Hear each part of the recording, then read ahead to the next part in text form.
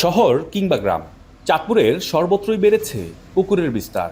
রাস্তাঘাটে চলাচলকারী মানুষকে হুট করেই কামড়ে দিচ্ছে এরা। দল বেঁধে চলা এসব কুকুরের কারণে বাইরে বের হলে শঙ্কা নিয়ে চলাফেরা করছেন সাধারণ মানুষ। শুধু কুকুরই নয়, পোষা বিড়ালের সংখ্যাও বেড়েছে আশঙ্কাজনক হারে। শহরের ট্রাক রোড এলাকার গৃহিণী শাহিন আক্তার একসময় 20টি বিড়াল পুষলেও বর্তমানে ঘরে আছে 8টি। মাসে 15,000 টাকা ব্যয় হলেও পরিবার জুড়ে বিড়াল প্রেমই তাদের আনন্দের উৎস। ছোলা নিয়ে বা ওরা যেটা নিয়ে খেলতে অনেক পছন্দ করে, আমি অনেক খেলা করি। এখন ওদের সাথে আমি খেলাধুলা করি, আমার ডিপ্রেশন থাকে না। তবে বিড়াল পোষার আনন্দের মাঝেও থেকে যাচ্ছে শঙ্কা, কারণ অনেক সময় এরা আচমকা খামচি কিংবা কামড় বসিয়ে দিচ্ছে।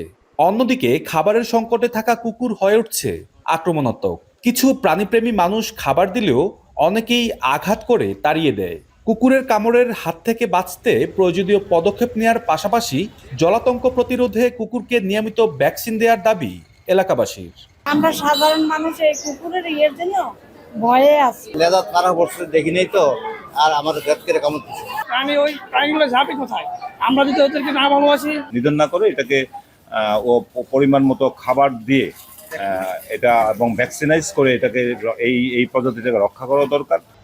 চাঁদপুরের বিভিন্ন উপজেলায় প্রতিদিন কুকুর ও বিড়ালের কামড়ে আক্রান্ত হয়ে কতজন চিকিৎসা নিচ্ছেন তার কোনো পরিসংখ্যান পাওয়া না গেলেও চিকিৎসকরা জানান, অতিরিক্ত রোগীর কারণে সরকারি হাসপাতালে জলাতঙ্কের টিকা শেষ হয়ে যাওয়ায় রোগীদের অনেক সময় বেসরকারি টিকা কেন্দ্রে ছুটতে হচ্ছে। এখন আপাতত উপজেলা হেলথ কমপ্লেক্সগুলোতে কুকুরের এই অ্যান্টি রেবিস ভ্যাকসিনটা নেই, কিন্তু জেলা সদর হসপিটালেও ছিল, ওটা ফুরিয়ে গেছে। আমি যতটুকু, আমরা গতকালকে একটা মিটিং করেছিলাম, ওনাদের কাছে নেই। পৌরসভা থেকে অচিরেই ওনারা কিছু ভ্যাকসিন পাবেন, তখন আবার বিনামূল্যে এই ভ্যাকসিনটা দেওয়া যাবে।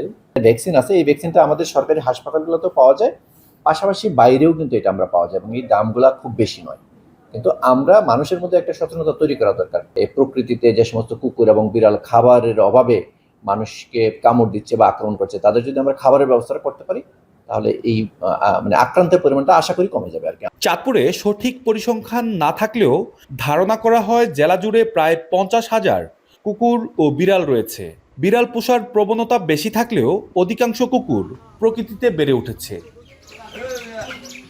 তালহা জুবায়ের, এখন, চাঁদপুর।